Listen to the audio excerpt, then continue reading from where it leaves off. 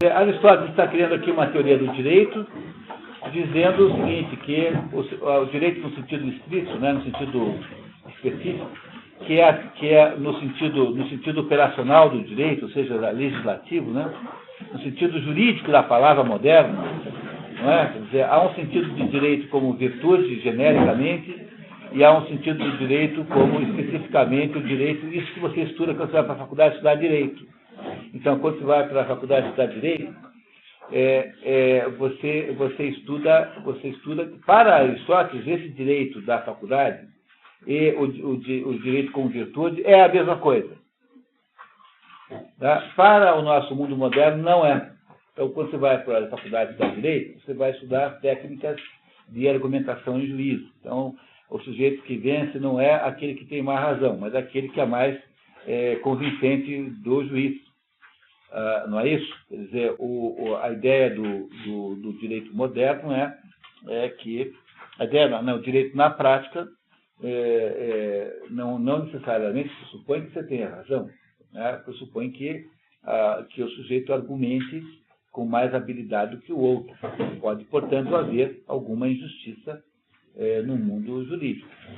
No entanto, para Aristóteles, isso não era assim, porque para Aristóteles, se para nós o direito é aquilo que está estabelecido na lei, para Aristóteles o direito é aquilo que é justo. Portanto, é uma coincidência entre as duas coisas. Mas, como vocês sabem, o mundo de Aristóteles não é igual ao nosso mundo, é um mundo absolutamente diferente, e é por isso que não se pode comparar isso assim desse jeito.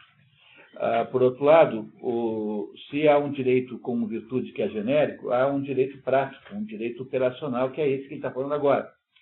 Ele está construindo uma própria teoria do direito. Eu imagino que um advogado que comece a estudar direito, antes de qualquer outra coisa, tinha que ler o capítulo 5 desse livro. A primeira coisa que se devia fazer, porque aqui dentro dessas palavras de Aristóteles está o princípio do direito romano, portanto, por extensão, o direito do mundo ocidental, pelo menos. É claro que eu estou aqui apenas delirando, porque eu sei que não é feito assim, e o fato de nós perdermos essas referências faz com que o nível aí de formação tenha, no fundo, é apenas um sintoma da redução enorme de nível de formação em tudo que você possa imaginar. Mas ninguém devia estudar qualquer assunto antes de fazer um bom estudo sobre os princípios, como as coisas são. Ao nível universitário, tinha que ser muito diferente do que é hoje aqui. Houve várias tentativas, né? A irmã Miriam Joseph, por exemplo, convenceu uma universidade católica lá nos Estados Unidos a, antes de qualquer coisa, dar 1 ano de aula do Trivium. Esse livro chamado Trivium, que ela escreveu, está aí no prelo, estará disponível até o final do ano. Eu fiz o prefácio da metodologia que a irmã Miriam Joseph fez, ela já faleceu, né? Para ensinar estudantes a fazer o quê? Fazer as artes do Trivium. O que são as artes do Trivium?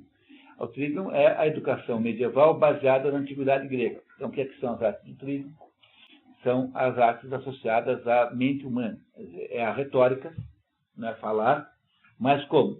Com o apoio da gramática e da lógica. Então, aprender essas 3 coisas é aprender a raciocinar.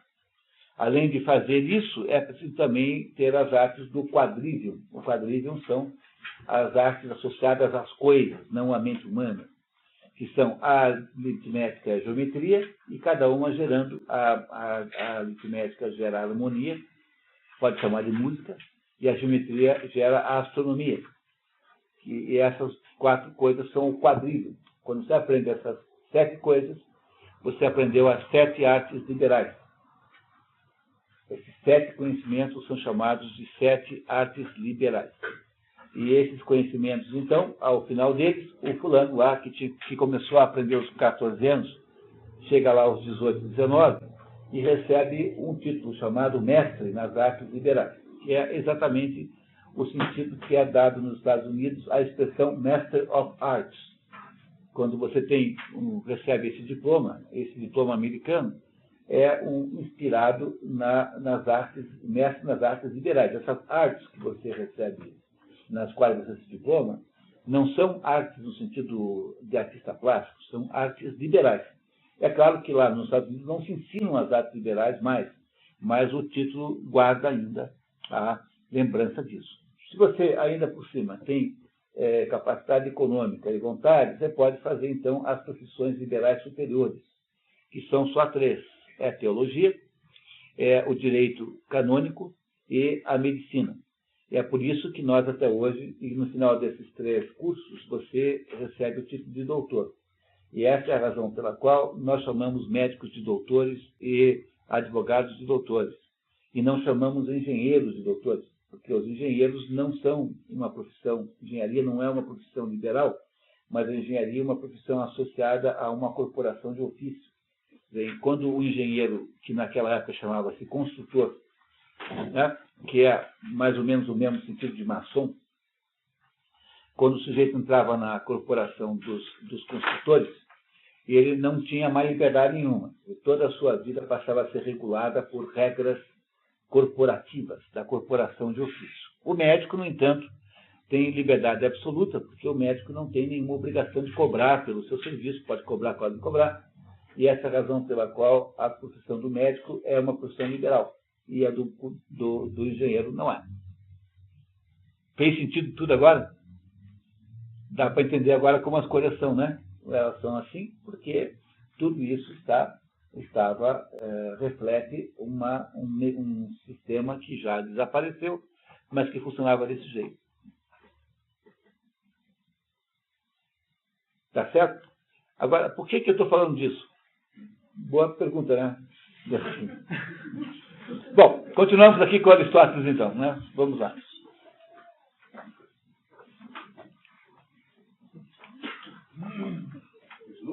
Por favor.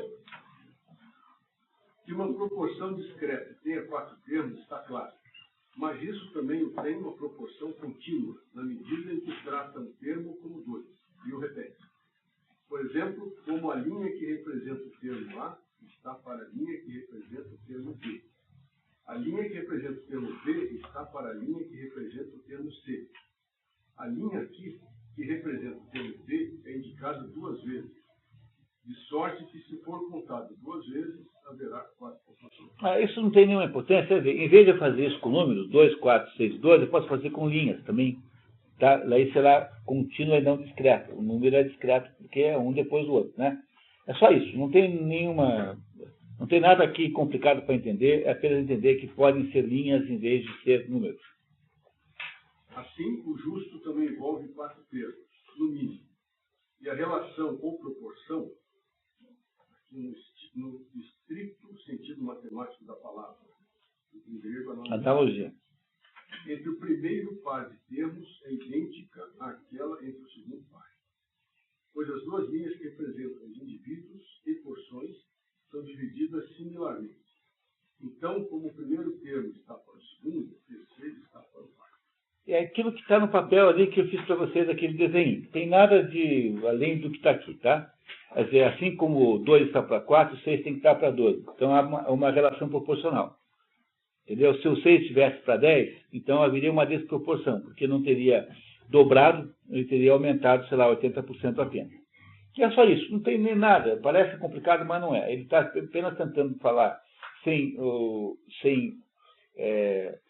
aquela coisa da explicação na aula que parece um pouco assim, digamos, prolixa demais, confundido. Mas é exatamente o que está aí no papel, eu já transferi para vocês. Aí, tá?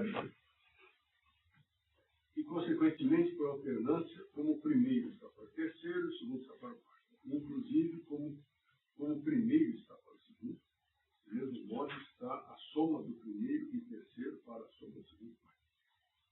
Ora, esta é a combinação efetuada por uma distribuição de porções, sendo tal combinação uma combinação justa se indivíduos e porções foram adicionadas. Dessa maneira, se você é dono de 60% da empresa, para que a distribuição do lucro seja justa, é preciso que você também receba 60% do lucro. Não é? É essa a ideia, de uma simplicidade absoluta. Então, na distribuição digamos assim, de valores, na distribuição de direitos, se for, é preciso ser proporcional. Não é? E não o contrário. Então, aquela história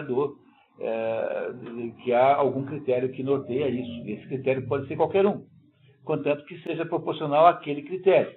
Quer dizer, não se concebe na proporção, na distribuição, que haja uma igualdade, nunca há, a não ser por coincidência. Então, a ideia de chegar no final do ano e distribuir para aquele que tem 100 sócios, um tem 60% e os outros 99% têm 40%. Distribuir para todo mundo 1% é uma proposição completamente injusta, porque a propriedade do negócio é diferente, tem proporções diferentes. Então é preciso ser proporcional a algum critério. É isso que ele está dizendo aqui. Na distribuição, na justiça distributiva, a primeira do documento número 8 aqui que vocês receberam. O princípio da justiça distributiva, portanto, é a conjunção do primeiro termo de uma proporção com o terceiro, e do segundo com o quarto. E o justo, nesse sentido, é uma mediania entre dois extremos, que são desproporcionais, uma vez que o proporcional é uma mediania e o justo é um proporcional. E o que significa isso? Isso que eu acabei de falar. Tem absolutamente nada de diferente. Quer dizer, a ideia da distribuição é que ela seja proporcional a algum critério, que pode ser, por exemplo, segundo o mérito, quando acontece, por exemplo, naquele concurso cujo prêmio é dias de estadia em Ponta Grossa. Né? Quanto melhor, mais meritório for o sujeito, menos torturado será. Tá? Então é assim. Tá? Nesse importantíssimo trecho, Aristóteles reduz a definição do justo e da justiça distributiva a um enquadramento matemático, concluindo por uma espécie de equacionamento baseado nas regras do orçamento. Esse tipo de proporção é chamado de proporção geométrica, analogia geométrica, o que modernamente chamamos de proporção de nada mais. É oportuno lembrar que as matemáticas para Aristóteles e para os gregos antigos são nomeadamente a aritmética, a geometria, a harmonia, a música e a astronomia. O quadrívio, né? Acabei de citar, lembra? Por isso que eu falei nisso, então. Agora que, tá vendo? Estava previsto que ia aparecer lá na frente. Tá vendo que isso aqui que é o quadrívio? Tá vendo o quadrívio? Quer dizer, os números, o mundo externo pode ser estudado por meio dessas quatro artes, são quadrivium. Então, a aritmética, que é associada à harmonia, e a geometria, que é associada à astronomia. Então, há uma associação 2 a 2 aqui. Então, aprender essas quatro artes é aprender o quadrivium. O livro da freira, da Miriam Joseph, não tem o quadrivium, só tem o trivium. Então, a quadrivium tem que se aprender em outro lugar, que não aqui. Do livro da irmã Letícia Joseph, que é uma das possibilidades para o segundo semestre, se tiver o livro de fato, porque a gente nunca sabe quando sai a gráfica isso, né? Mas está na gráfica já. É possível que fique pronto para o segundo semestre. Talvez seja uma opção aqui. Apesar de que a gente tem que decidir se continua com a Aristóteles, também seria uma outra opção muito interessante. Vamos esperar amadurecer um pouquinho mais. Eu não sei agora a solução boa. A Poética é um livro muito travado e talvez fosse melhor agora para instrumentalizar melhor a nossa cabeça, pegar assim da alma, da corrupção e da geração, livros que têm uma conotação mais de instrumentar como mecanismo de raciocínio, assim. Talvez fosse melhor. Poética talvez não fosse o melhor livro nesse momento. Eu não sei, vamos pensar junto. Né?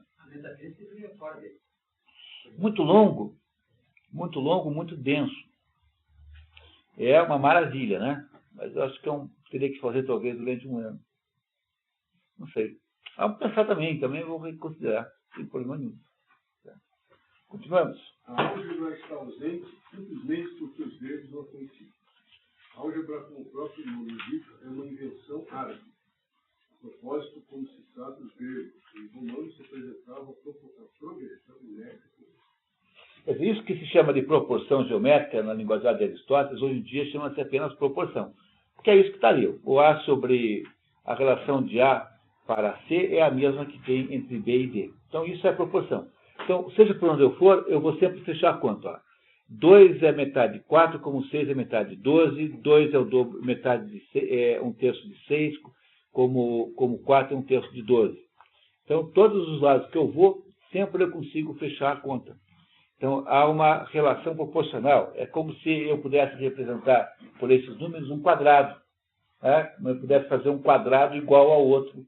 Né? Quer dizer, um quadrado maior ou menor, mas sempre um quadrado. Mas a garantia da manutenção das proporções é que garante que a figura geométrica será a mesma. Porque se eu mudasse as proporções, mudaria a forma. Então, o quadrado pode ser pequeno, médio, grande, imenso, gigantesco, cosmicamente o tamanho do mundo. Sempre será um quadrado, porque as proporções entre esses quadrados serão sempre as mesmas. Então, sempre será quadrado. Agora, o tamanho varia, mas a proporção é a mesma. Não é? Essa é a ideia da proporção.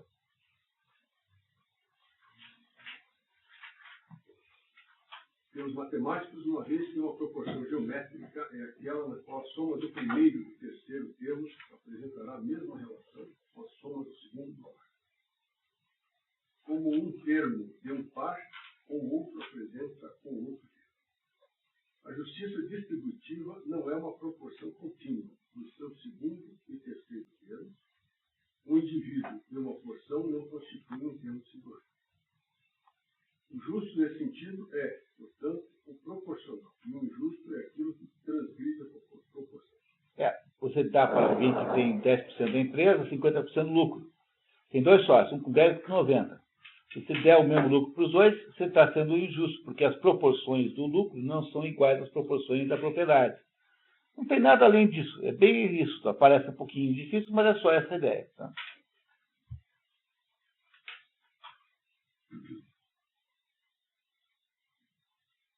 O injusto?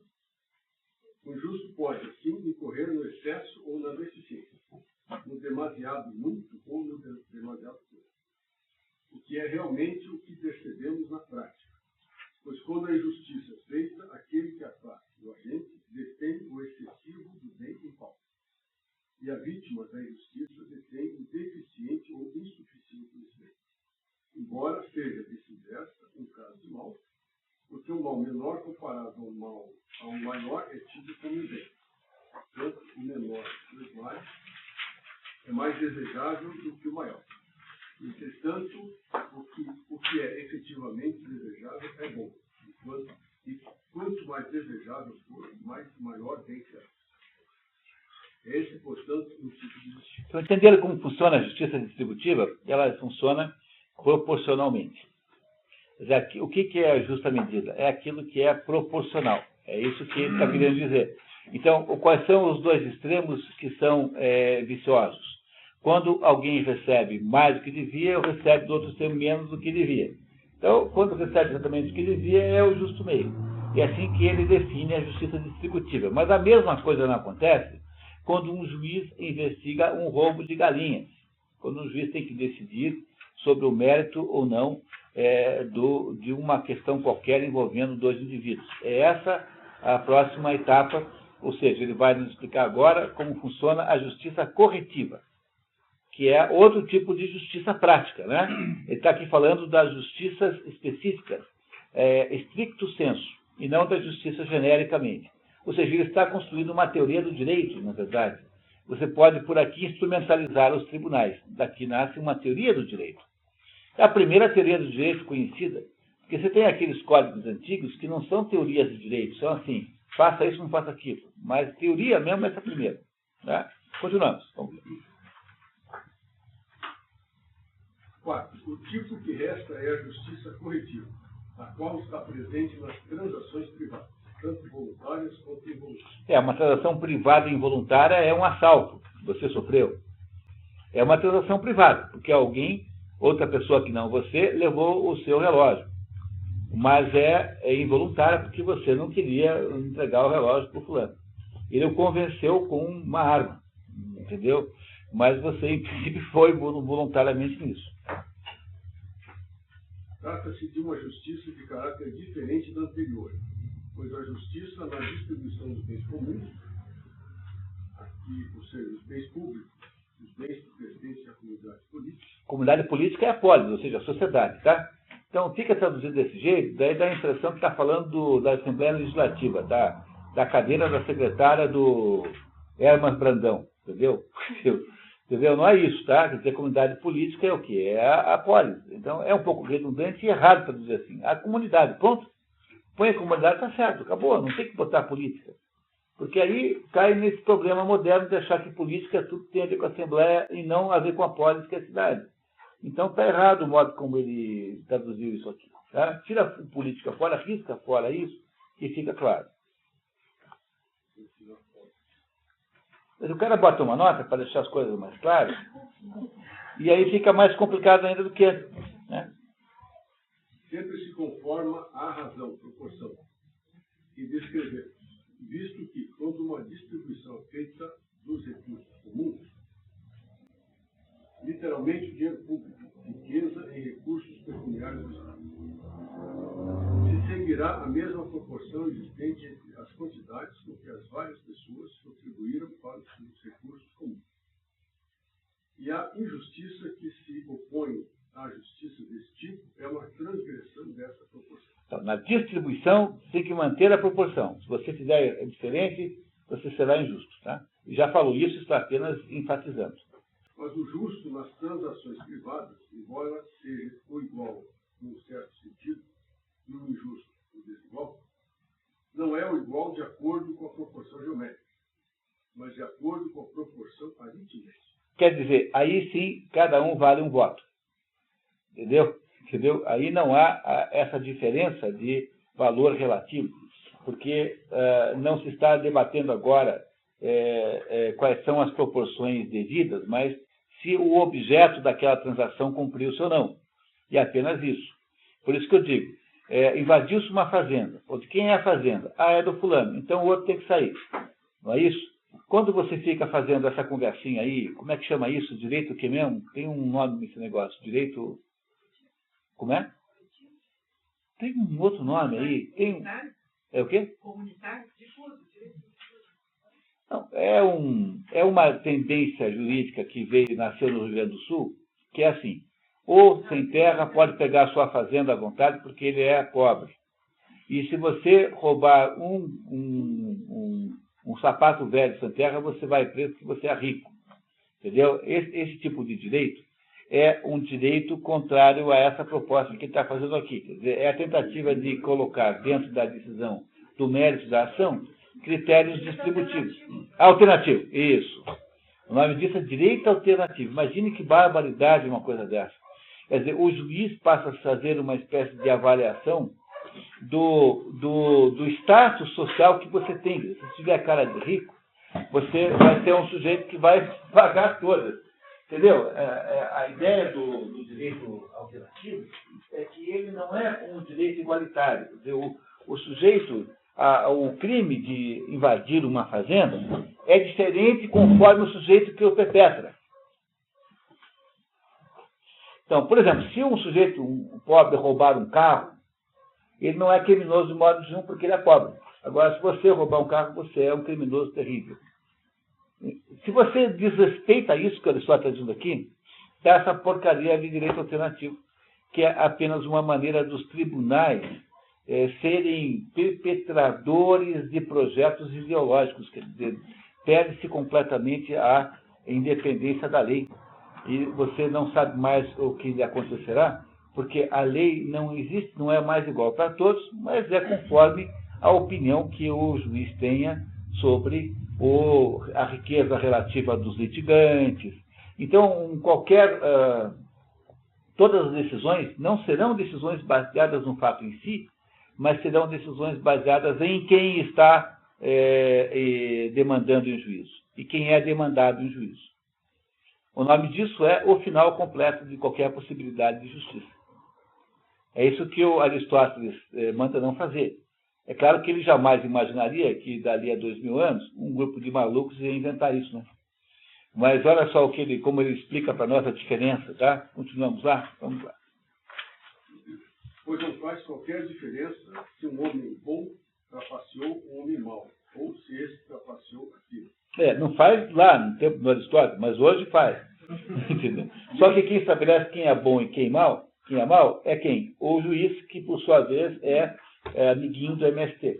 Então todos os fazendeiros são maus e todos os invasores são bons. Entendeu? Então agora passou a fazer diferença, só que o critério de quem é bom e quem é mau é um critério político.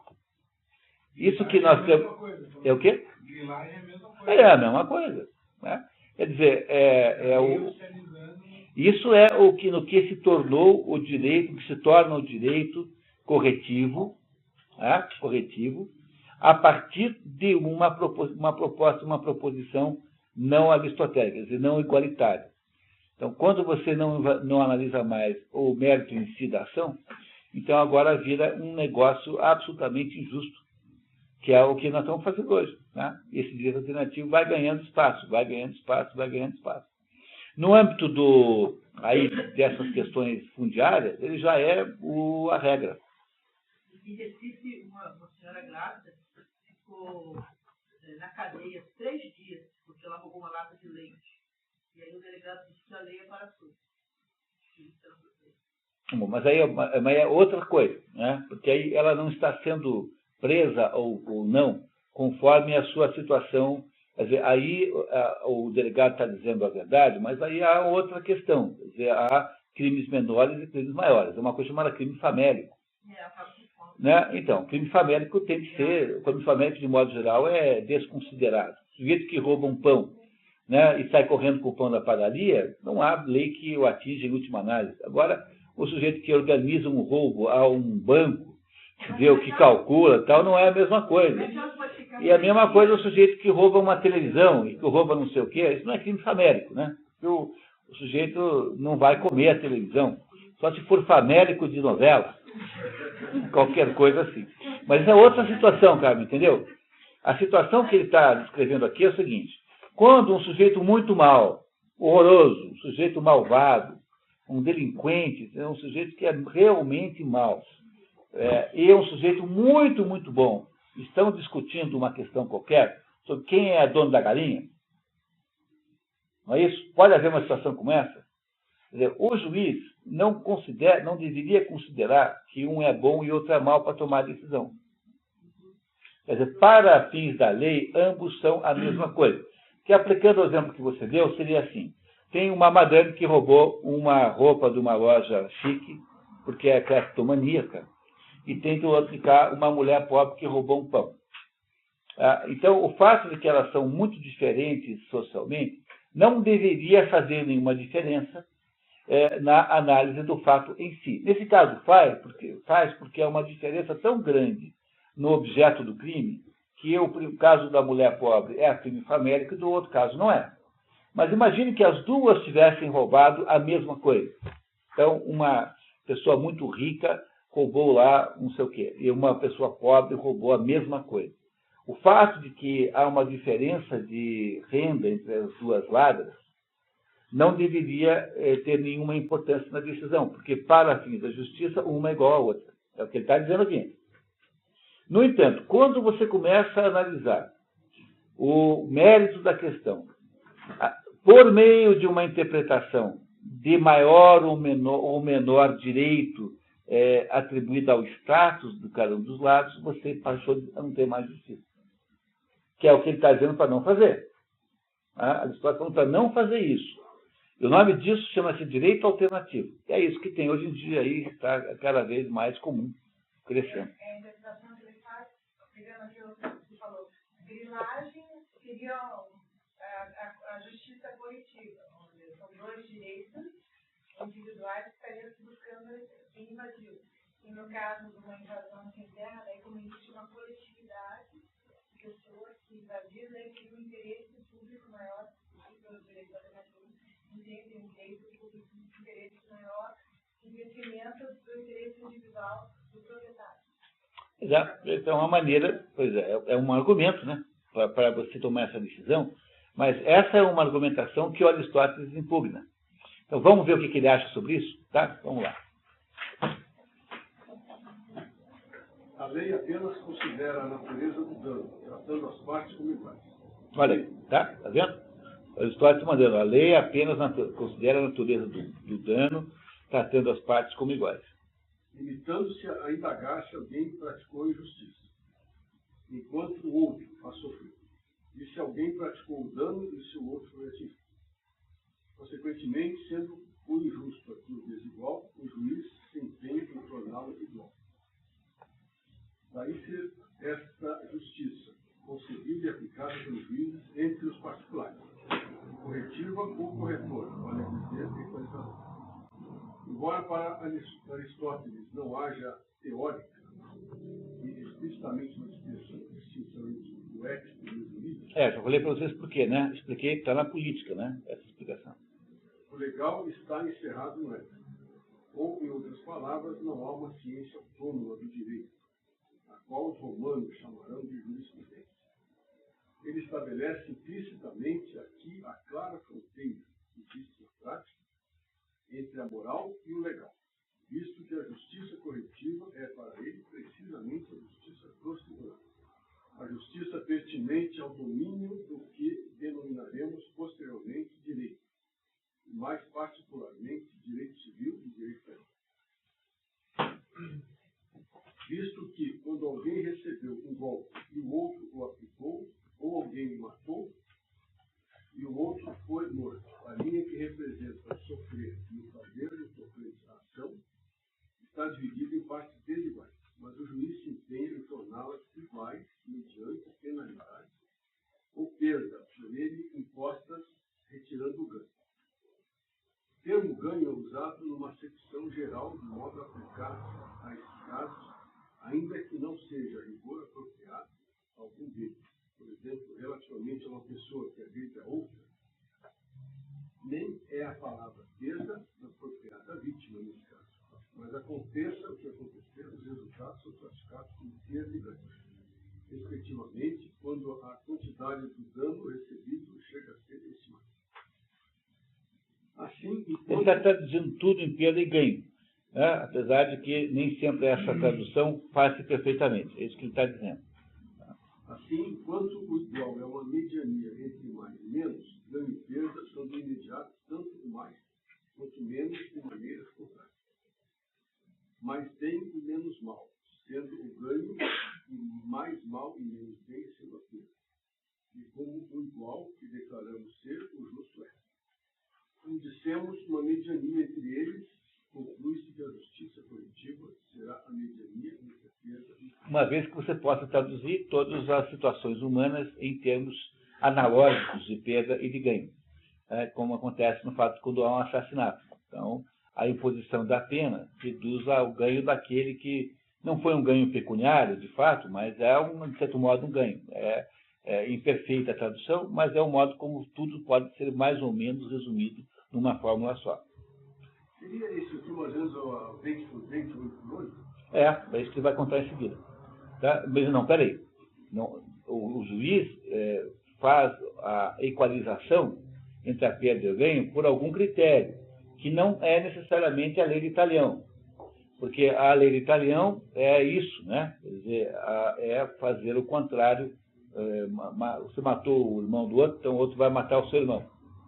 Mas essa é apenas uma das metodologias de equalização e que não é a única metodologia. É isso que ele vai explicar agora. Entendeu?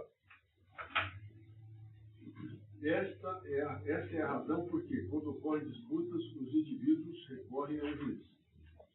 Dirigir-se a um juiz é dirigir-se à justiça, pois o juiz ideal é, por assim dizer, a justiça personificada. E também os homens necessitam de um juiz para que este seja um elemento mediano, pelo que, efetivamente, em alguns lugares, ele é chamado de mediador. Pois pensam que se ele atinge a mediania, atinge o dever. A gente nunca pergunta por que o mediador é mediador, né? Porque a gente tem uma ideia de mediador como animador de grupo, como condutor de reuniões, mas o mediador é aquele que trará a coisa para a mediania, para a justiça, portanto, né? E é isso, por isso que esse mediador aí, que ele está falando, é nesse sentido de restituição da mediania, onde está a virtude, e não num dos extremos que está, obviamente, onde esse deslocamento é de natureza patológica, e, portanto, é preciso voltar à mediania, portanto, ao justo meio. Assim, o justo é uma espécie de mediania, na medida em que o juiz é um meio, o mediar entre os vítimas. Ora, O juiz restaura a igualdade. Isto é, ele equaliza, restabelece a igualdade onde ela foi violada. Presume-se que a igualdade seja sempre anterior à desigualdade. É óbvio, né? Porque se ele vai restaurar uma coisa, precisa que essa coisa tenha existido antes. Então, você restaura um quadro porque ele esteve antes em situação melhor do que está hoje, né? Não é isso? Portanto, pressupõe-se que a igualdade tenha sido desrespeitada, por isso que tem de restaurá-la. Se representarmos a matéria por uma linha dividida em duas partes desiguais, ele subtrai um segmento maior, aquela porção pela qual é excedida uma metade da linha inteira e a soma ao segmento menor. Está vendo? Então, aqui, ó, se você fechar os olhos agora e sonhar um pouquinho, você vai ver Aristóteles mostrando. Se representarmos a matéria por uma linha, isso aqui é uma aula, né? Vocês entendem que não há nenhuma dúvida que isso aqui seja uma aula? Então, é como o professor fala, se nós representarmos, põe traça a linha em algum lugar. É claro que eu não sei como é que fazer isso naquela época, você tinha giz, devia ter, né? Porque giz é um calcário, né? É uma coisa natural. Então, fazem, de alguma maneira, né? Essa aqui é uma prova que se tratava de uma aula. E isso que ele está falando é o que está aqui nesse esquema, aqui na segunda parte. Então, tem ali o esquema geométrico da tal da justiça corretiva. Ela é igualitária aritmética. Ele vai usar esse exemplinho aqui, que eu traduzi para ficar mais fácil, né? Vamos esperar um pouquinho para voltar a botar o olho aqui, tá? Mas é que está aqui, é isso. Quando todo foi dividido em duas metades, as pessoas costumam dizer que assim tem o que buscar, tendo obtido o que é igual. Essa é, de fato, a origem da palavra justo. De Caion, justo, que significa na metade. Como se alguém devesse chamá-la e pronunciá-la de Caion, de juiz, fosse Fosse aquele que estabelece a metade. Igual é uma mediania por meio de proporção aritmética entre maior e menor. Pois, quando de dois iguais, uma parte é subtraída de um e adicionada ao outro, esse último excederá o primeiro duas vezes aquela parte. Ao passo que se houvesse subtraída de um, mas não adicionada ao outro, esse último excederia o primeiro uma vez somente a parte que não tem absolutamente nada de difícil nisso, é a coisa mais óbvia do mundo, entendeu? É uma coisa que parece difícil, porque está tentando falar em palavras, coisas que são assim, para botar no papel, né? Já vai ficar óbvio isso, tá? Portanto, o último excederá a mediania uma vez a parte, e a mediania excederá o primeiro, do qual a parte é subtraída uma vez aquela parte. Esse processo, então, nos capacitará a apurar o que devemos subtrair da parte que tem demais, e o que adicionar àquela que tem pouco demais. Então, se você tem 20% da empresa e recebeu só 10% do lucro, eu tenho que tirar 10% do lucro dos outros lá e vou passar para você. É só isso que está escrito aí, não tem absolutamente mais nada do que isso. Entendeu? Quer dizer, não é proporcional no sentido como se faz na distribuição, porque agora eu tenho apenas que corrigir as diferenças que haviam que estão estabelecidos ali. Portanto, tem apenas que ajustar os números. É por isso que o segundo raciocínio é diferente do primeiro, que é aritmético, enquanto o outro é geométrico, digamos assim. Apesar de que essas são expressões aristotélicas que não se usam mais. Continuamos, tá vendo? Esse processo, então, nos capacitará a apurar o que devemos subtrair da parte que tem demais e o que adicionar àquela que tem pouco demais. Teremos que adicionar a parte que tem excessivamente pouco a quantidade por meio da qual a mediania entre elas a excede, subtraída a maior das três. Quer dizer, a parte que tem demasiado, a mediania, e a parte que tem demasiado pouco. A quantidade pela qual a mediania é por ela excedida. Se as linhas A, B, B e C sejam iguais entre si. Tá, então estão lá, tá vendo? Só que eu botei a linha, né? Porque hoje a gente faz assim, né? Quando a gente indica uma linha, a gente não pode ser a tem que ser a linha, né? B, B linha, C, C linha. Então, A linha, B, B linha, C, C linha são iguais. Separaram, hein? Tá? Muito bem. Que o segmento AE seja subtraído da linha AA. O segmento AE está lá, tá vendo? Eu vou separar. Quer dizer, a linha AA vai passar a ser o tamanho do EA. Não é isso? É a linha, vai ficar muito menor. e que o segmento CD seja adicionado à linha CC. Tá lá, CD. Na esquerda, lá embaixo, foi adicionado CD. De maneira que toda a linha DCC, muito bem. da linha EA. Excederá a linha EA, com certeza. Muito bem. Pelo segmento CD. E o segmento CF. Aí a tradução aqui está ruim, mais o segmento CF. Tá? Então, pelo segmento CD, mais o segmento CF. Aí ficaria claríssimo.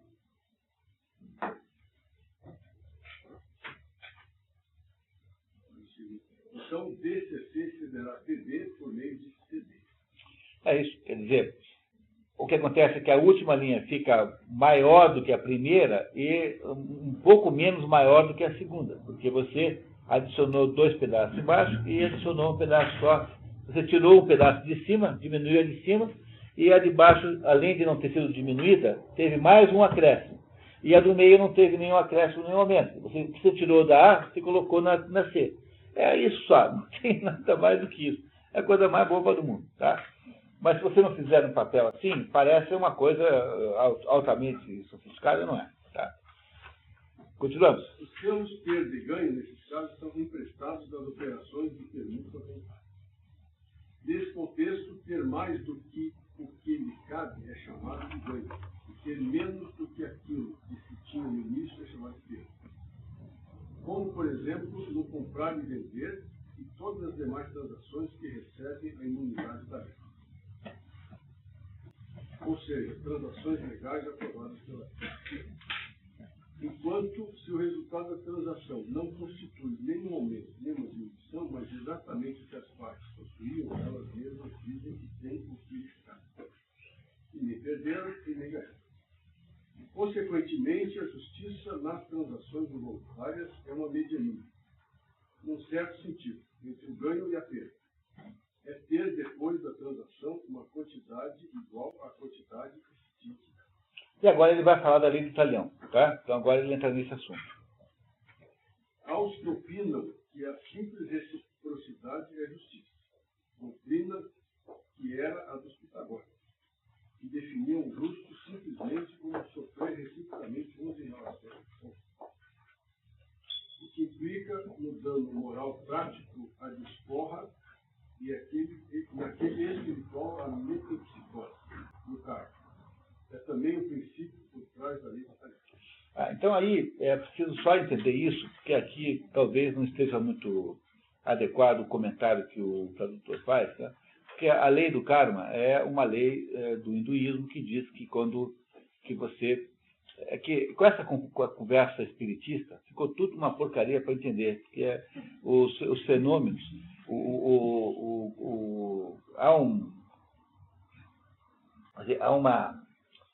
a nossa existência é uma existência que meio associada a esse pedaço do mundo que nós enxergamos, que nós, né? Assim, a nossa existência material é a mais imediata de todas. Mas esse não é o único mundo em que nós estamos. Há um segundo mundo em torno de nós, que é um mundo sutil, ao qual nós acessamos apenas imperfeitamente, e que nos acessa de alguma maneira também imperfeitamente. Há um terceiro mundo, que é o mundo angélico. E há um quarto mundo, que é o mundo divino, que é completamente inacessível. Esses 4 mundos existem porque, para que Deus pudesse fazer o mundo, ele é preciso que ele se retirasse, porque Deus não é nada. Vocês entendem que Deus não é nada? Deus não pode ser nada? Mas não tem que ser nada, porque se Deus fosse alguma coisa concreta, Deus não seria Deus. Porque tudo aquilo que é concreto, de alguma maneira, é limitado. Então, os hindus dizem que Deus é aquele que não é, ou seja, Deus é igual a nada. Porque no critério de alguma coisa dentro do nosso mundo, entendeu? Porque Deus não pode ser, portanto, a somatória de tudo que existe. Deus não pode ser a energia. Esse princípio holístico de que Deus é tudo que existe, é uma mistura de bananeira com automóvel, com topodídeo, entendeu? Essas coisas, essa ideia de que Deus é somatório de tudo que existe é uma besteira, porque Deus não poderia ser Deus infinito, não poderia ser uma somatória de coisas finitas. Então Deus, na verdade, não é nada. Porque tudo aquilo que existe é necessariamente delimitado. Então, quando eu digo assim, que uma galinha põe ovos, eu estou ao mesmo tempo dizendo que uma galinha não produz leite. Entendeu? Então, quando eu defino alguma coisa, necessariamente e automaticamente eu defino tudo que ela não é. Pois se eu for definir alguma coisa para Deus, eu também tenho que dizer coisas que Deus não é. Mas como Deus não pode não ser nada, então Deus não pode ser definido de modo nenhum. Por isso que Deus é nada. Estão entendendo o que eu estou dizendo para vocês? Então, o raciocínio que eu estou fazendo? Então, como Deus não é nada, para que ele possa criar o mundo, ele tem que ser separado do mundo, ele tem que recuar para que o mundo se crie, que crie alguma coisa nesse espaço. Esse recuo é contado no Evangelho de São João, que começa a narração do Evangelho de São João com uma recapitulação do início do Gênesis.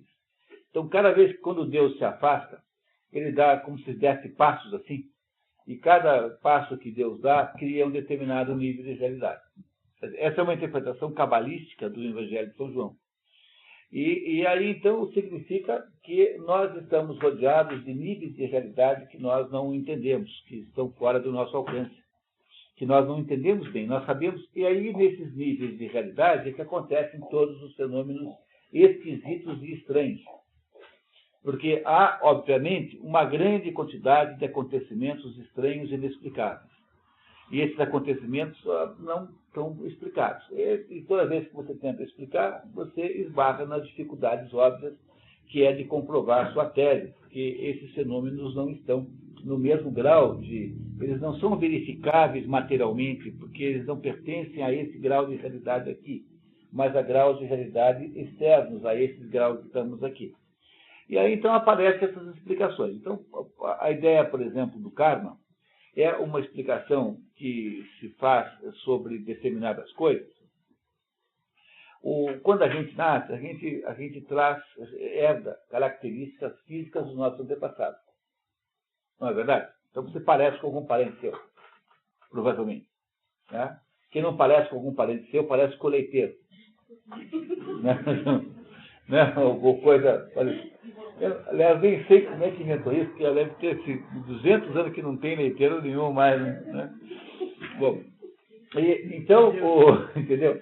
Então você parecerá de algum modo. Bom, do mesmo modo que o seu corpo físico parece com os seus antepassados, o seu corpo psíquico, aquilo que é a sua psicologia, também parecerá com os seus antepassados, ora bolas. Portanto, isso que se chama de karma é o quê? É uma espécie de herança psíquica que você traz dos seus antepassados e que você, de alguma maneira, também para a qual contribui nessa vida em que você está. No entanto, a interpretação fantasiosa disso é de que o karma são as suas vidas passadas. Eu diria assim, suponha você que houvesse método de detectar esse karma, quer dizer, detectar vidas passadas. Suponha que alguém conseguisse, de fato, fazer isso. Como eu poderia provar que isso que a pessoa está me dizendo foi uma vida que eu vivi e que não é o que parece muito mais provável, a vida dos meus antepassados? Porque aquilo que eu estou lembrando pode não ser o que eu tenha vivido, pode ser o que os meus antepassados viveram. Porque isso provavelmente está em algum lugar. O sujeito que melhor explica isso é o Rupert Sheldrake, com a ideia do campo mórfico. Uma família tem um campo mórfico. E esse campo mórfico é uma contribuição que todo mundo faz para esse campo mórfico. E se a sua família tem, por exemplo, tem traços morais ruins no passado, se a sua família é composta majoritariamente de ladrões de galinha, então é a sua obrigação melhorar o karma da família. Quer dizer, não roubar galinha nenhuma e devolver quantas puder para os seus legítimos donos. Aí, nesse caso, você tem que aceitar o seu dharma. Dharma é aquilo que você faz para melhorar o karma. Dharma é uma obrigação. Karma é uma espécie de herança.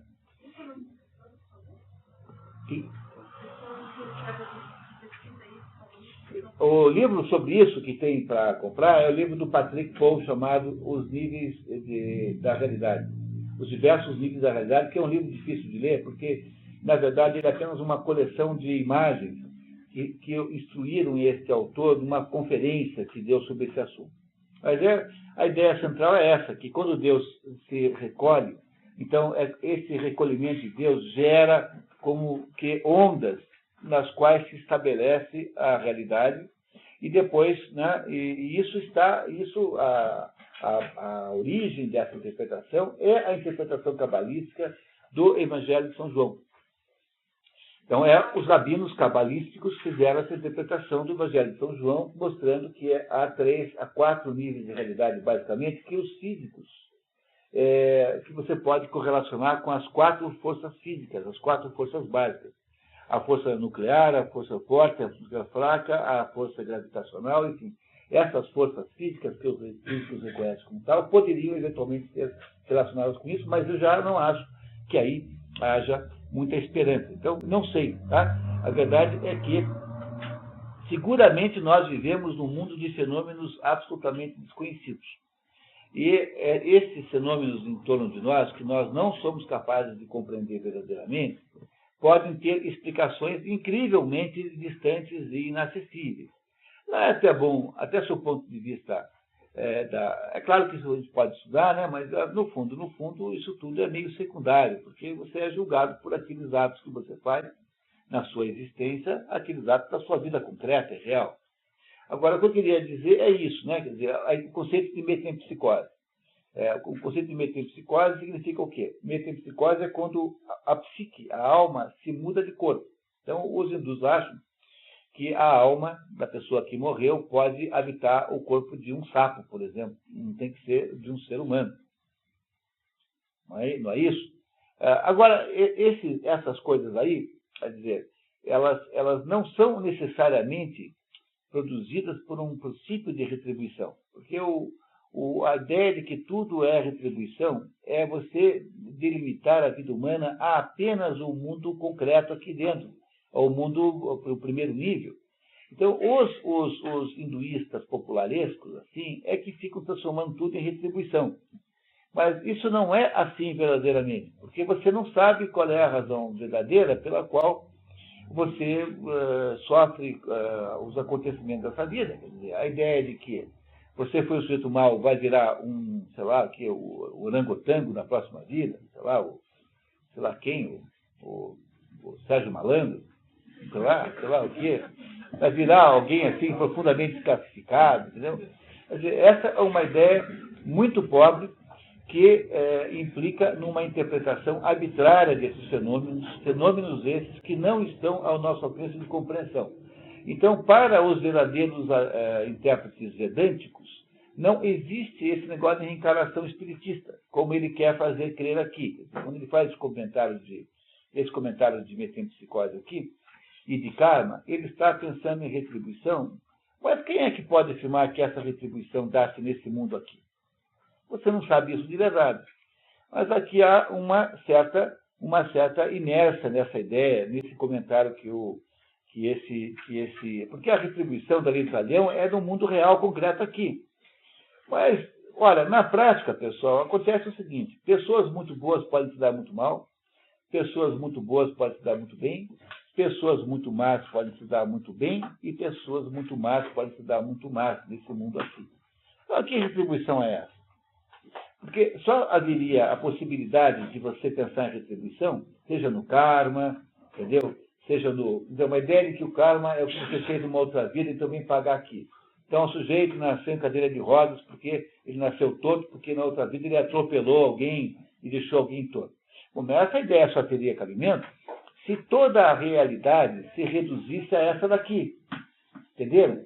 Se toda a realidade fosse apenas essa, então, se eu reduzisse toda a realidade a apenas a realidade em que nós vivemos aqui, poderia ter sentido isso. Mas como existem níveis de realidade diferentes que nós não conhecemos, e conhecemos apenas imperfeitamente, uma conclusão sobre essa ideia de retribuição é absolutamente precipitada.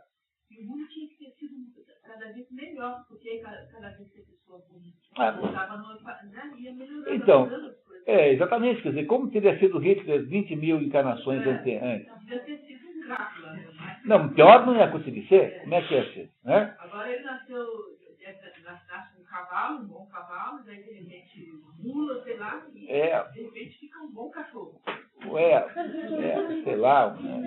Isso é melhor, porque o mundo não teria que estar regredindo como ele está, no aspecto moral. Então, né? quer dizer... Essa cada vez está pior. Quer dizer, nem mesmo dá para aplicar a própria tese, né, com cabimento. Né? Quer dizer, vocês compreenderam o que eu estou dizendo? Quer dizer, toda a hipótese sobre fenômenos de reencarnação serem baseados numa espécie de retribuição, seja porque você tem que melhorar ou porque o seu karma é o que você fez de errado numa outra vida, são todas pressuposições de que só exista um nível de realidade que é esse aqui. Quando, na verdade, existem, de acordo com determinadas avaliações aí, cabalísticas, existem mais de um nível de realidade. E o René Guénon, por exemplo, diz que esses níveis aí não são intercambiáveis. Quer dizer, você tem mudou de nível. É outra coisa, não é mais esse nível aqui. Então, a ideia de que existam aí medidas retributivas, como uma lei de talhão cósmica, a lei de talhão cósmica, né, que é o que pressupõe quem acha isso, né, que o karma é o que você fez de errado. Então, isso é o sujeito que acha que existe uma lei de talhão cósmica. Você foi no outro mundo um sujeito mal criado, agora vai ter uns filhos mal criados. No outro mundo você foi não sei o quê, pintou alguém de azul, você vai nascer azul nesse mundo. Será que isso é possível? Cara, é possível nascer azul? Não, então, sei lá, né, com oxigenação. Sei lá, entenderam o problema? Então, essa pressuposição da lei, de haver uma lei de talhão cósmica, é uma pressuposição que desconsidera a possibilidade de haver outros níveis de realidade que não esse aqui. Portanto, é, no mínimo, para dizer uma palavra só, precipitado. Compreenderam a restrição que eu estou fazendo no comentário do resumidor? Então, continuamos. A reciprocidade, entretanto, não é coincidente nem com a justiça distributiva, nem com a justiça corretiva. Está vendo? Porque a reciprocidade não pode ser com a distributiva, porque, afinal, ela não é proporcional. Né? E a outra, e não é coincidente com a outra, porque a outra é apenas produzir o encontro de contas, que é tirar um segmento de reta de um lado e botar na outra. Né? Vamos lá. Nem com a justiça corretiva, ainda que as pessoas queiram identificá-la com esta última, quando citam a regra de Radamanto, ou seja, sofresse um homem o que fez, a reta justiça seria. Radamanto é irmão de Minos na mitologia, e era um sujeito tão justo, que quando morreu, ele foi empregado pelo diabo para fazer a distribuição das penas do inferno, no Hades. Esse Radamanto é irmão de Minos. E ele, então, funciona como um dos juízes do inferno. É uma figura mitológica, né? Obviamente, né? Com efeito, em muitos casos, a reciprocidade diverge da justiça. Por exemplo, se alguém investido de autoridade agride um homem, não é certo que esse homem lhe devolva a agressão. Se alguém investido de autoridade no exercício da função, né? Obviamente, né? Agride um homem, essa agressão não deve ser retribuída, porque ela é uma agressão legítima, porque ela é produzida por uma autoridade. Então, não adianta aplicar aí o conceito de lei do talhão, porque não deve haver a retribuição, não é? E se um homem agride alguém investido de autoridade, não bastará que a autoridade o agrida, já que ele terá também que ser punido. Por outro lado, faz uma grande diferença ser um ato realizado com ou sem o consentimento do autor. O que está aqui escrito é incompreensível. E aí eu fui lá pesquisar nas outras traduções, né? E nas outras traduções está escrito assim, por outro lado, faz uma grande diferença ser um ato voluntário ou involuntário. Agora, de onde esse tradutor tirou essa frase aqui, sabe Deus, tá? Porque tanto no Ross quanto no Mário da Macuri, está escrito lá que faz muita diferença se o ato é voluntário ou involuntário, mas claro que sim. E como é que você aplica, portanto, a lei do talhão a um ato involuntário? Por exemplo, eu, sem querer, matei alguém, não queria matar. Aí como é que faz para a família da vítima, sem querer matar alguém da minha família? Porque o sem querer é impossível no segundo caso, né? Não é? Porque aí não dá, porque ele sempre vai fazer por querer. Então não é possível, entendeu? É assim, eu estava andando com o carro, daí passou uma bicicleta, eu matei alguém, atropelei um carteiro. Aí, pela lei do talhão, a família do carteiro vai ter o direito de atropelar alguém da minha família, o meu tio Omar, por exemplo, entendeu? Andando de bicicleta também. Mas como que faz para atropelar o meu tio Omar sem querer? Ele não anda de bicicleta. Porque, não, até anda, mas, entendeu? Mas como que faz para atropelar o meu tio Omar sem querer? Porque o sem querer não pode ser planejado, senão vira com querer. E como, então, eles vão tentar atropelar o meu tio Omar por querer, então não é lei do talhão mais, porque, afinal de contas, não houve a reciprocidade no mesmo tamanho. Por isso que ele está dizendo que a lei do talhão não serve como um método de justiça. Na lei de Moisés tinha a cidade de Moisés, que matava involuntariamente, tinha que com toda a velocidade que pudesse se alojar naquela cidade. Se ele saísse do território da cidade, o parente mais próximo ia executar. Ele só podia sair da cidade quando morresse o subsacerdote da cidade. Ele ficava um prisioneiro, porque ele era julgado e considerado um matador no mundo. Tá? Mas aí não é a lei da reciprocidade, né? Porque a lei da reciprocidade que você está falando aqui é aquela ideia assim, o perpetrador de um crime recebe como pena exatamente o mesmo crime que ele perpetrou. Agora, a lei é assim, né? Se matou um homem, se alguém matou alguém, alguém daquela família tem direito de matar. Então, mas essa é a lei do talhão, né? Mas a lei do talhão, até hoje existe, né? É assim, alguém matou o meu sobrinho, então eu posso matar o sobrinho do outro. Não posso matar o outro que matou, mas o sobrinho do outro sim. Porque tem que ser recíproco. É isso. Só que isso é muito difícil quando a morte é involuntária. Sim, mas aí tinha a cidade de refúgio. Sim, mas, claro, mas aí já deixa de ser reciprocidade para ser uma outra forma qualquer de punição. Porque a reciprocidade é impossível na morte involuntária. Porque se ela é involuntária, como é que eu posso reproduzir involuntariamente a outra morte? Porque qualquer tentativa de teatralizar a morte anterior será uma, no fundo, voluntária. É isso mesmo. Sim, mas está dizendo que não serve sempre, porque ele está, portanto, dizendo que para produzir a justiça corretiva não serve a lei do talhão. Tá? Muito bem, como regra geral. Né?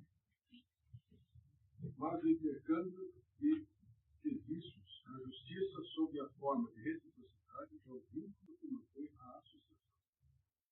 Reciprocidade decidir com base na proporção e não no negócio. A própria existência do Estado depende da reciprocidade fundada na proporção, pois os seres humanos requerem a capacidade de receber o mal com o mal. Se não forem capazes disso, sentirão que se encontram no papel de escravo e pagar o bem com o bem. Na falta de que nenhum intercâmbio ocorre e é um intercâmbio cristão. Por isso que construímos o santuário das graças, tudo para lembrar os homens que retribuam uma amadurecer. Isto será esta uma peculiaridade da graça, uma vez que constitui um dever, não só retribuir o serviço quando se for comprometido, como também no próximo desejo tomar a iniciativa de prestar um serviço. Você está dizendo que eventualmente a reciprocidade funciona, mas ela não funciona como um método genérico para produzir justiça. Alguma reciprocidade sempre há, sempre alguma coisa na punição que é má quando o crime é mau, né? Alguma coisa assim. Pessoal, eu sugiro que a gente passe agora, que nós não vamos conseguir ler tudo, né? Que a gente passe agora rapidamente. Vocês nos darão mais aqui alguns minutos e vamos lá nesse próprio livro 5 para o item 10, que eu acho que é um item de mais importância do resto do capítulo. Vocês, obviamente, podem ler sozinhos, quanto puderem, né? Mas o item 10, aí na página 172, o capítulo 10, vai vai complementar o nosso raciocínio. Tá? Temos a seguir que nos referir à equidade e ao equitativo, especialmente para os estudantes do direito, esses conceitos de Aristóteles são extraordinariamente importantes, pois é baseado neles que grandes juristas romanos, particularmente a partir complexa aportarão ao conceito de Equitas.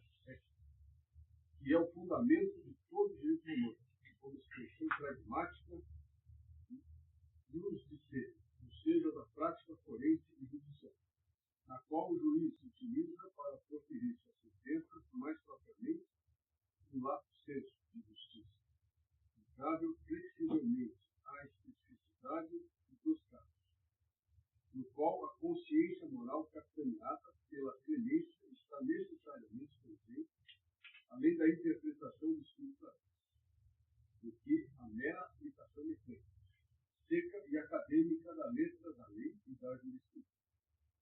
Toda ciência jurídica ocidental deve aos staginitas esse A base do direito todos são essas linhas que nós estamos lendo aqui. Tá? Essa é a base de todo o direito. Tá? Então, continuamos. E a relação desses com a justiça e com o interior, respectivamente. Pois quando examinado, afigura-se que a justiça e equidade não são nem absolutamente básicas, nem genericamente básicas. Por vezes, é verdade que louvamos a equidade, e o homem equitativo a tal ponto que chegamos a empregar a palavra equitativo como um termo de aprovação de outras coisas além do que é justo, e a empregamos como o equivalente de bom. Querendo dizer o mais equitativo meramente que uma coisa melhor. Em outras oportunidades, todavia, quando submetemos a palavra efetivamente a crivo da razão, nos parece estranho que o equitativo devesse ser louvado, uma vez que ele ser ele algo distinto do outro. Se são diferentes, um deles, o justo, ou o equitativo, não é bom, se ambos são bons, são a mesma coisa. Ele vai explicar por quê, tá? Em seguida. Vamos lá. Eis aí as considerações de caráter aproximativo para manter a dificuldade de hoje a outra. Mas que ainda assim são todas, de uma certa forma, corretas e não realmente incoerentes. Pois a equidade, embora superior a uma espécie de justiça, é, ela mesma, justa. Não é superior à justiça ao ser genericamente distinta. Justiça e equidade são, portanto, a mesma coisa, sendo ambas boas, ainda que a equidade seja anular. Ele vai explicar agora por que tem essa confusão toda. A origem da dificuldade é que a equidade, embora justa, não é justiça legal, nem retificativa. A razão para isso é que a lei é sempre geral, e, portanto, os casos não são abrangidos pelo texto geral da lei, ou por esta ou por aquela regra legal. Está vendo? Então, isso que nós sentimos hoje, que é a diferença entre o justo e o jurídico, você se sente injustiçado pela justiça, é o que ele está explicando aqui. É que as leis, pelo fato de serem genéricas, não conseguem abranger todos os casos reais. Então, ele não está. A razão pela qual ele acha que a lei e a justiça não são iguais, não é da nossa perspectiva moderna, que acha que a lei, por exemplo, protege indivíduos que fizeram lobby para obter determinada vantagem. Então, a lei foi feita para determinado. Os bancos inventaram o negócio da alienação judiciária, por exemplo. Então, você imagina que a lei esteja sob a serviço de algum grupo que obteve uma capacidade de lobby maior. Então, ele só acha isso junta, nem sonha com isso. Porque, para Aristóteles, a lei e a justiça são sempre a mesma coisa. No entanto, pelo fato de que as leis são expressas genericamente, elas não atingem todos os casos específicos. E é por isso que, nem, às vezes, essas duas coisas não combinam. Tá? Vamos continuar explicando. Matérias, portanto, nas quais, embora seja necessário discursar em termos gerais, não é possível fazer corretamente. A lei toma em consideração a maioria dos casos, no sentido moderno de perceber jurídico, que vai ser tribunal, ou seja, jurisprudência. Embora não esteja inconsciente do erro que tal seja. Insciente, né? Insciente quer dizer, não é que não esteja, que esteja consciente. Essa frase, não estar insciente é estar consciente. É isso? Quer dizer, a lei sabe que a jurisprudência é injustiçante, porque ela gera uma base de aplicação genérica quando há casos específicos. Portanto, o resultado disso prático é que não há, de fato, possibilidade de ter justiça perfeita. E esse fato é um fato que é preciso entender com toda clareza, que é o fato com que lida, por exemplo, o livro o Processo Maurícios, que é um livro maravilhoso, que todo mundo devia ler. Vai para o programa lá das expedições do Processo Maurícios, em 2009, né? 10, não lembro mais, 2010. O Processo Maurícios conta a história do Etienne Andergast, que é um juiz, um menino, né, que chama Etienne Andergast, que descobre que o pai dele, que era um juiz, cometeu um erro de julgamento. E o menino se rebela contra aquela situação e vai lá desvendar o verdadeiro criminoso. Enquanto ele faz isso, o pai reconsidera a sua decisão e consegue anistiar o condenado. Mas a anistia, o menino não aceita isso, porque ele não quer que haja anistia ao condenado, ele quer que ele seja descondenado, e seja declarado inocente, porque um anistiado é teoricamente alguém que é culpado, mas foi perdoado. E ele não quer que o condenado seja perdoado, mas seja justiçado, né? E aí, esse livro é a história do fulano que não suporta a ideia de que possa haver alguma justiça no mundo. É justamente essa atitude muito comum na adolescência que permite que todo governo totalitário crie a sua juventude hitlerista. Então, é o Hitler fazendo... É os caras pintadas do Lula, é essa turma que vai quebrar ponto de ônibus aí do Requião, né? O Lástico que organiza, os estudantes aí gostam de passe, de meia entrada e tal. Essa turma que fica pintando aí na rua, aí é cinzenta, isso, aquilo. Então, é um grupo de juventude hitlerista organizado pelo Requião, pelo Lástico, pelo Maurício Requião, que for. Então, essa gente se presta a esse trabalho porque elas são fanatizadas pela exigência de um mundo completamente justo, que diz aqui Aristóteles que não é possível, porque haverá sempre alguma coisa que impedirá. Estão compreendendo? E o Processo Maurícios é um livro que só acha no tempo, mas é fácil de achar, porque foi publicado aí por essas coleções aí, é fácil de achar. O Processo Maurícios, com Z. O nome do autor é Jacob Wassermann. Grande livro. E isso não faz dela uma lei errada. O erro não se encontra na lei, nem no legislador, mas na natureza do caso, uma vez que os escopos das questões práticas Entenderam o que ele falou aqui? Isso não faz dela uma lei errada, pois o erro não se encontra na lei e nem no legislador, mas na natureza do caso, uma vez que o estofo das questões práticas é essencialmente irregular. Quer dizer, as questões práticas é uma diferente da outra, né? E cada uma é de um jeito. É por isso que não se pode atribuir a injustiça do sistema, mas apenas há uma situação que o sistema não consegue, há uma precisão que o sistema não tem. Portanto, não há justiça perfeita. Quando, portanto, a lei estabelece uma regra geral, posteriormente surge o caso será então correto, onde a expressão do legislador em função de ser ela lacunar e errônea. Retificar o defeito, preencher a lacuna, decidindo como o próprio legislador teria ele mesmo decidido se estivesse presente no caso simplificado, ou seja, estivesse no lugar, na pele do Deus. E teria prolongado se tivesse sido procedimento no caso do Deus.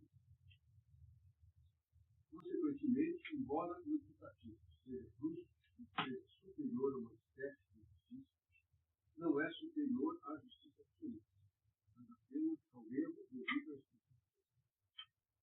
Esta é a natureza essencial do imputativo, ou seja, é uma retificação da lei, onde a lei é lacunar e lacunar significa que não tem, né, lacuna, e a lei é omissa, né? Perfeito, esta é a razão por que não são todas as coisas determinadas pela lei. Pelo fato de haver alguns casos e situações em relação aos quais é impossível estabelecer uma lei. É necessária a existência de um decreto especial, daquilo que é ele próprio definido, pode ser medido por um padrão indefinido, como a régua pública usada pelos construtores do leste. Tal como esta régua não é rígida, podendo ser flexibilizada para formar papel. O decreto especial é feito para se ajustar às Para agora, o que é equitativo e esse é justo, e que é superior a um tipo de justiça. E também aqui se pode concluir claramente quem é o homem equitativo. Agora vem a parte mais importante. Ele é alguém que, por escolha e hábito, faz o que é equitativo, e que não é inflexível quanto aos seus direitos, se contentando receber uma porção normal dele mesmo, tem a lei ao seu lado. Melhor, mesmo e a disposição correspondente é a equidade, qual é o tipo de expressão de justiça e equidade, e, de modo algum, uma qualidade. E aí, então, também o último pedacinho, a gente deixa para vocês lerem em casa, e aí a gente, com isso, né, passamos um pouquinho da hora, mas vocês certamente acharam emocionante esse final. Eu senti, assim, uma verdadeira emoção no grupo, uma energia, assim, subindo em ondas, tá? Um negócio assim, próximo a uma explosão nuclear, um atol de biquíni, né? E aí nós continuamos agora no nosso regime normal, porque segunda-feira que vem temos aula de novo, né? Esse dia de hoje foi, assim, um dia extra inserido no meio do nosso sistema. Então, vamos ter aula segunda-feira que vem e aí continuamos de 15 em 15 dias. Esperamos que vocês venham, tá? Vamos tentar aí chegar ao final do nosso livro. Muito obrigado por terem vindo e até segunda-feira.